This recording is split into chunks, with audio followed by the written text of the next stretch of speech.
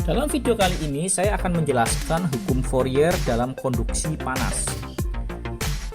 Pertama adalah mekanisme fisik perpindahan panas. Dalam perpindahan panas terdapat beberapa metode utama, salah satunya adalah konduksi. Kita akan membahas persamaan yang sering digunakan untuk menganalisis konduksi, yaitu persamaan laju konduksi atau conduction rate equation. Persamaan laju konduksi hukum Fourier. Persamaan yang digunakan untuk menganalisis konduksi panas disebut hukum Fourier. Dalam bentuk satu dimensi, persamaan ini ditulis sebagai berikut. Q sama dengan min K A dt per dx. Persamaan ini bisa diperluas ke 3 dimensi, tetapi saat ini kita hanya akan melihatnya dalam satu dimensi. Jadi kita akan belajar satu dimensi dulu saja. Notasi X menunjukkan bahwa kita sedang menganalisis perpindahan panas dalam arah X. Dan kalau 3 dimensi X, Y, Z, kita dalam arah X saja. Ya. Pemahaman grafik suhu terhadap jarak dalam konduksi. Jika kita memiliki suatu benda padat, kita dapat memplot suhu terhadap jarak. Jika kita mengukur suhu di T1 lebih panas daripada T2.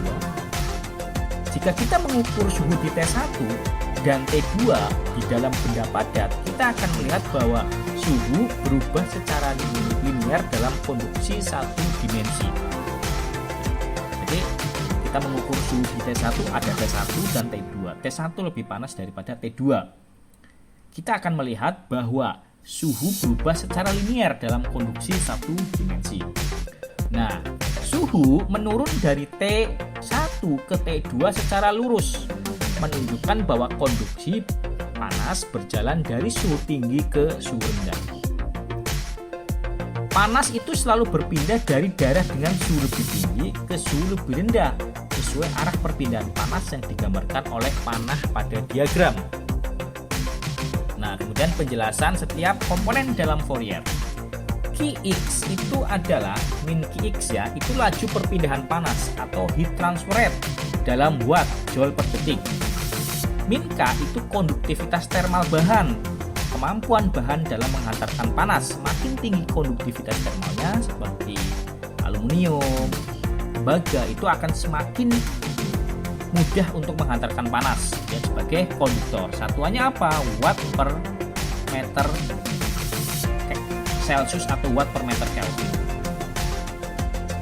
Kemudian A itu luas penampang lintas di mana panas mengalir, luasannya. Kemudian min dt dx itu gradien suhu dalam arah perpindahan panas, gradien bahannya.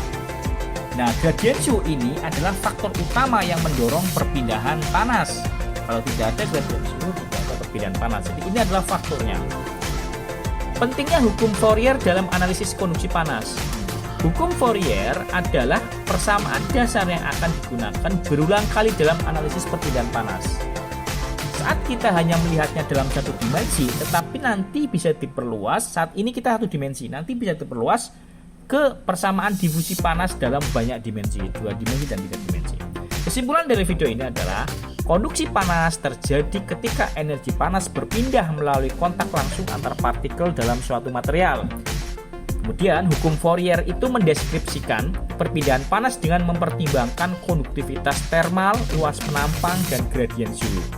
Semakin tinggi konduktivitas termal, semakin cepat panas berpindah melalui bahan tersebut. Hukum ini sangat penting dalam bidang fisika, ya, teknik, dan aplikasi industri seperti isolasi termal dan desain sistem